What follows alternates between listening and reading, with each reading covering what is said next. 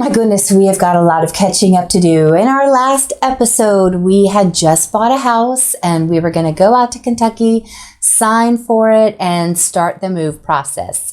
Let me get you through all of that, and then I'll bring you up to speed on all the things that have happened in between. Let's go.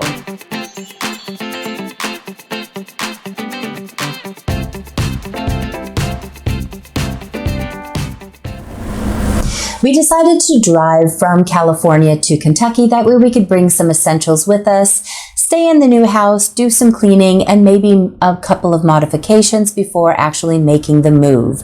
The drive was amazing. We spent 4 days. We drove about 8 hours a day, and we would take shifts. We would each drive 2 hours, which actually made it so easy.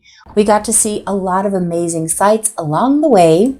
We were so excited to finally get into Kentucky. We had a scheduled walkthrough before closing because we hadn't actually seen the property in person. We have a family member of my husband's who lives in the area. She went by and looked at it. Our real estate agent went and looked at it. We had an inspector look at it. We had an appraisal, and there were so many amazing pictures online of this home.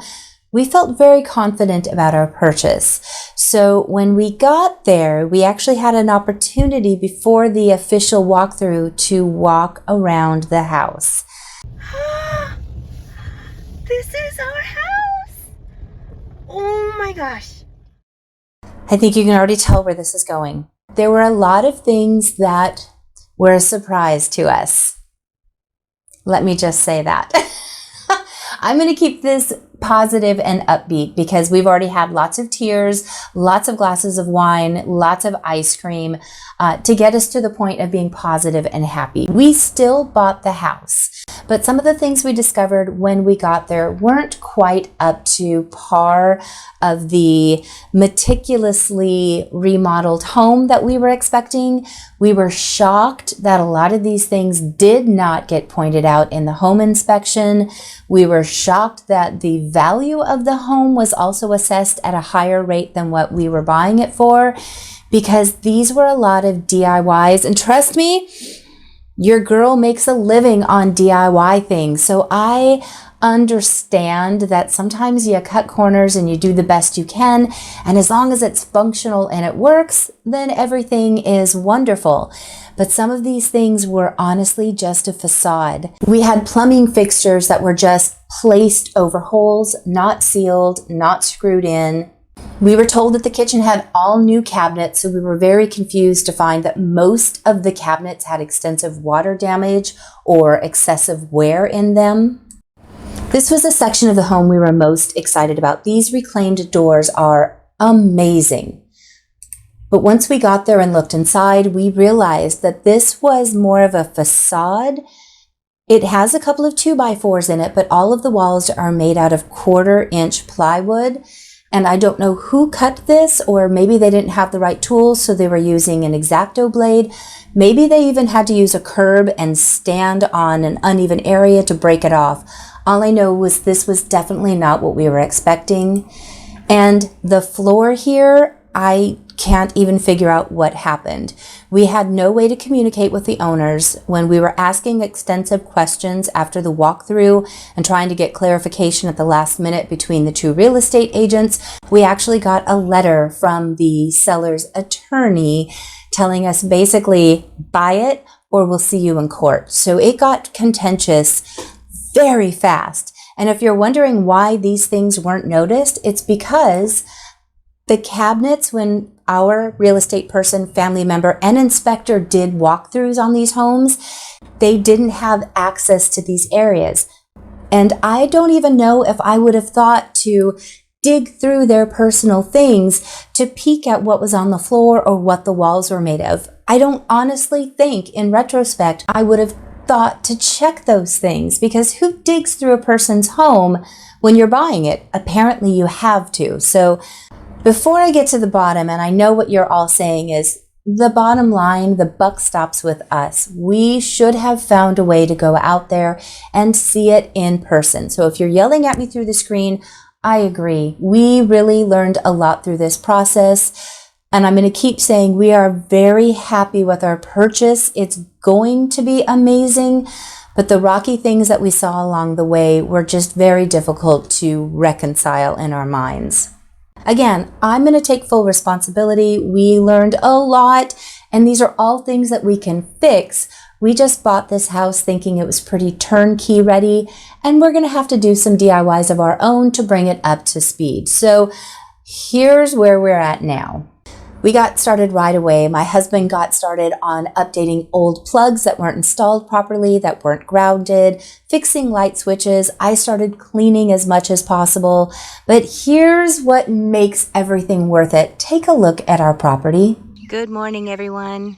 Okay, here's a quick video. I don't know if you can hear, but there's tons of birds.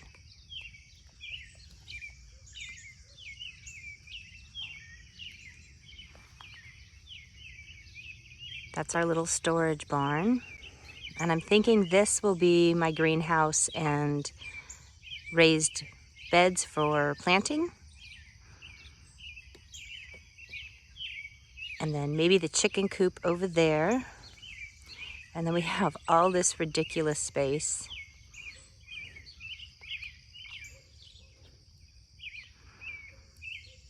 And it's surrounded by trees and bushes and shrubs, and I'm in the back of the lot looking in. So we have a little work shed over here for our mower, riding mower, tools, etc. So it's very pretty, it's very quiet. And then that's our house. It looks so far away from here. This is my kitchen back door, and that view is incredible. I have cardinals, blue jays, squirrels, and I've seen a bunch of hummingbirds. I'm telling you, that back patio and the view alone brings us to a center point every time we start to get frustrated. We have since screened in that back patio, so it's a really nice place to relax and enjoy the space without any bugs getting to us. But one of the first projects I wanted to do was in the dining room. The dining room had these amazing cabinets way off to the side. So the kitchen floor plan is a very long rectangle. And on the far right is the kitchen, and it has that big, beautiful island. The middle is kind of just an open, random area. And then the dining space is off to the left where they have this little built-in bar. I love the look of this bar, but I kept thinking that maybe moving those cabinets to that middle awkward area would tie the kitchen together and allow me to do some sort of built-in the dining area. So that's what we did. We began by just removing all of the cabinets from that wall until they were bare, and we took this opportunity to move the electrical so we would have plugs for this new bar area. By having this, we now have a nice big counter space. We got the upper cabinets up and reattached the shelves that were there because it fit perfectly.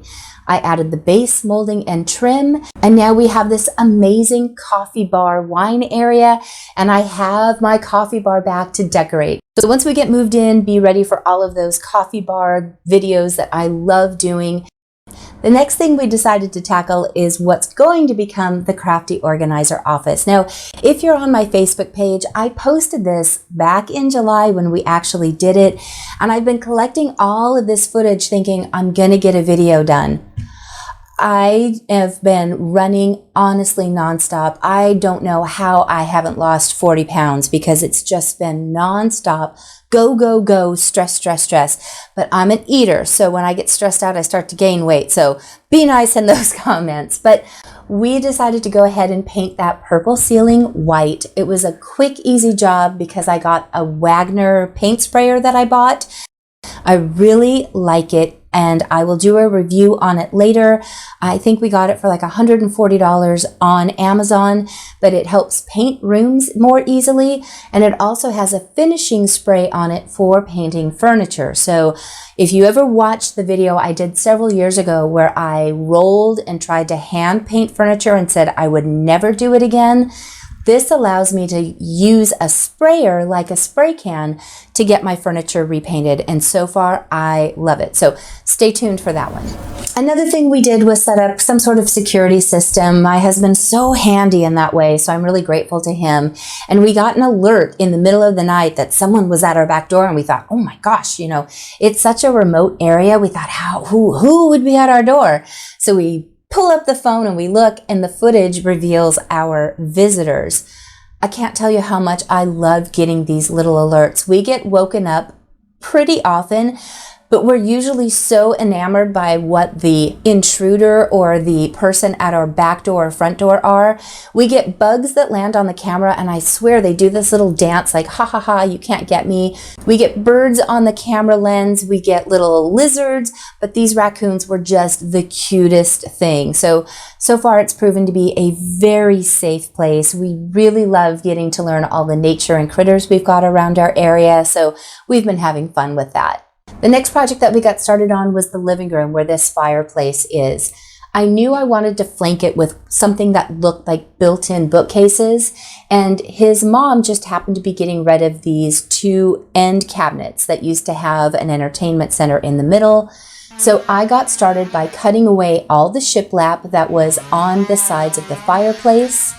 Since that was all cut out, we decided to go ahead and run some extra electrical so it would be easier for us to get to the above the fireplace mantle area. I went ahead and used that new sprayer that I got to paint the bookends, and I also took this opportunity to scrape off the paint from the fireplace itself. I was hoping to do a light sanding so it would look more like a whitewash, but these are actually some sort of clay faux brick. So the paint was having a hard time adhering to it. So I ended up scraping it all off with a razor blade, doing some primer on it, and painting just a solid white on it. And as soon as I actually finish these built-ins, I will update you on that. But so far this area is coming along really well. The next thing we did was we got a couple of plum trees and we decided to plant those in the front yard. I'm really excited about getting fruit trees all over the property, but this was something we wanted to do, so these would be marked and grow with us as our relationship grows over the years. So we thought it would be a fun housewarming gift to ourselves. We really wanted to make sure we were fitting in, enjoying the new property, so we tried to stop and savor the sunrises and sunsets and sounds of the birds anytime we started getting stressed out about the surprises we were finding, which leads us to the next area. This laundry room was a dream come true, and the last video I posted, I showed you that I had plans on building in some cabinets and making it more of a butler's pantry / laundry room. I started taking out these cabinets, and it was interesting because I noticed the upper cabinet door was always a little askew. I figured the brackets were just off. But once we went up there to take the cabinet out, I realized that the door was just Velcroed on. It wasn't a real door. And there was, in fact, some hidden pipes behind the door. I've seen this before. Somebody takes out a water heater. They don't know how to get this out, so they put a cabinet around it. I can work with that. Not a big deal. However, the more we took out, the more we revealed there had obviously been a leak before, and there was some mold. And once I got this actual faux cabinet taken off to reveal the underside of the cabinet, we realized there was a lot more hidden behind this cabinet than just an old water heater. We called our home warranty company, and unfortunately, this is something they won't touch because it leads to so many other surprises. There's multiple types of material put together here on these pipes. They have PVC, they have copper, they have brass. So for right now, we're just going to pretend it's not there. I used a lot of mold type chemicals to kill the mold. We bleached it, we put primer on it. It's just going to have to be covered for right now until we can afford to repipe a lot of the portions of the house, because regrettably we found out that the pipes were done by DIY standards, so a lot of it isn't up to code, and we're just going to have to wait and do that later. So again, ice cream, wine, coffee, bird sounds, everything's great. We'll get there eventually. Because if we keep dwelling on the negative, we're just going to lose our minds. So onward. We went to IKEA and got these Hauga, I don't know how to pronounce it, but these Hauga cabinets. They were on special for I think $159 a piece, so I got 4 sets, knowing that I could use them in our laundry room. And what I was planning on doing is it has a base, and then you build the bookshelf type top to go and attach to the base. But I thought if I used it in the laundry room, I could put a counter down and then put the bookshelf on top, giving us an amazing little hidden spot at the difference between where the top meets the bottom. So we could hide little cookie sheets, muffin tins, those shallow things that take up so much space in a cabinet could go right under the counter and fit on this little recessed area. We did notice there was some sort of beadboard on the ceiling and it was sagging in an area. When I went to check to see what was making it sag, we did notice there was a lot of drywall missing. We don't know if they had done previous construction of moving a wall, but unfortunately this is also something that we can't fix right now. So the beadboard is going to go right back up, and again, this will have to be a later project. In order to fix that scary area in the corner, we decided to cross state line, which was close to us, and head to my new favorite store, Menards. Oh my gosh, I love that store. We got some very inexpensive floor vinyl. We rolled it up. We got, I think, 7 feet worth. And this is what I'm going to use to just cover the wall for now, because I can attach it with a little bit of adhesive and some staples. And when we're ready to attack that corner of plumbing, it'll be very easy for me to pull off. This was so easy to cut around and just attach to the wall. I just used a pair of scissors to cut the areas and make sure that it aligned around things. And it was easy enough for me to still use my stud finder to make sure that where I was putting shelves, I could easily find the stud point. If you've not used a stud finder before, I highly recommend it because it makes the job so much easier, as well as using a laser. This helped me to make sure everything was level and plumb as I was putting things up. Those 2 tools made this a much easier project. So I ended up building 3 of those cabinets and building shelves to connect them all together. And this is going to give us a ton of storage to put those things that we don't use every day. My husband loves to cook and he has a lot of those fun gadgets, but he doesn't use them often. And the kitchen, even though it's big and beautiful, doesn't have a lot of useful storage. It has a lot of those big, deep lower cabinets that, if you have these, you know what I'm talking about. It has 1 shelf, but it's only about 8 inches deep and it's a fixed shelf, so you can't move it around. So that makes it really difficult to store a lot of things. So again, down the road someday, I'm hoping that I get the right power tools that I can start maybe delving into building my own cabinets.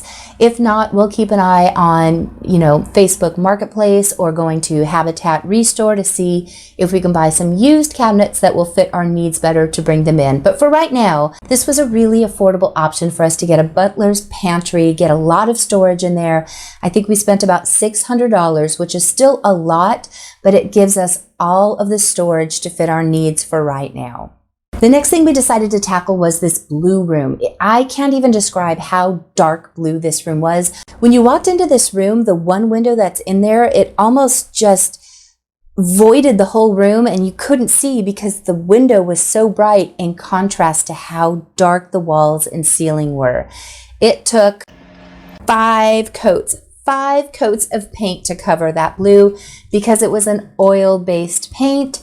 And so when you first spray it, all it does is bead up. So we had to beat it up, put more primer on it, spray it again, it beat it a little more, paint it again.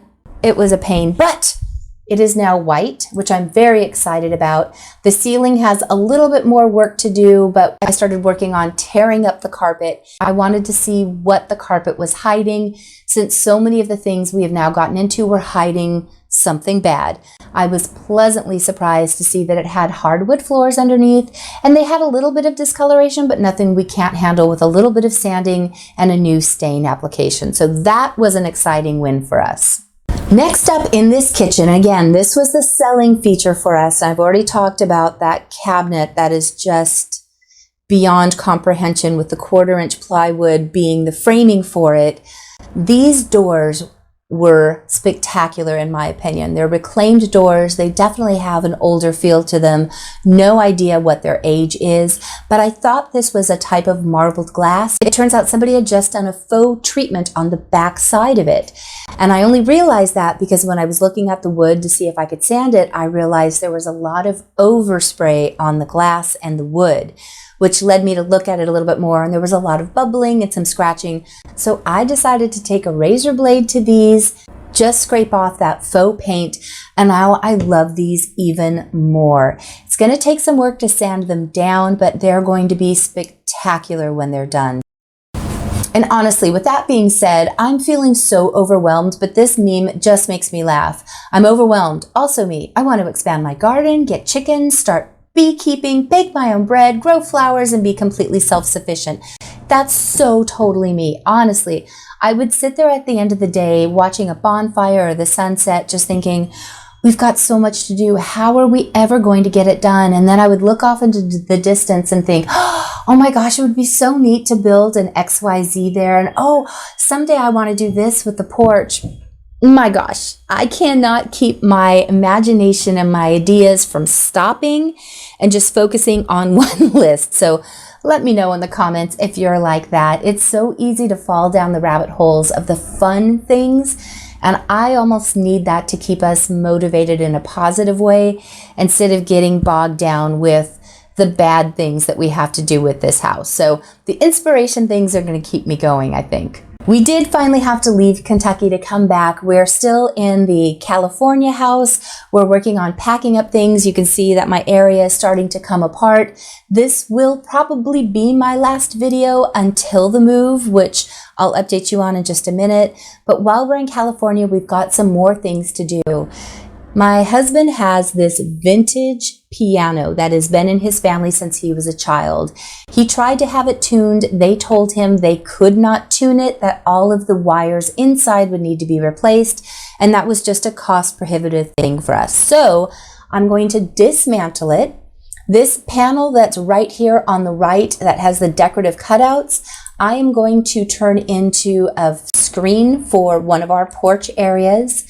The beautiful insides I'm also taking apart and trying to save as much as possible because I just think these are such beautiful innards and the craftsmanship is just unbelievable. I'm going to keep the corbels from underneath, use the keys for other things. So if you're in the Southern California area and you want any of these innards, or you're interested in that beautiful gold heavy harp for something, please let me know. I hate to see this just go to a dump.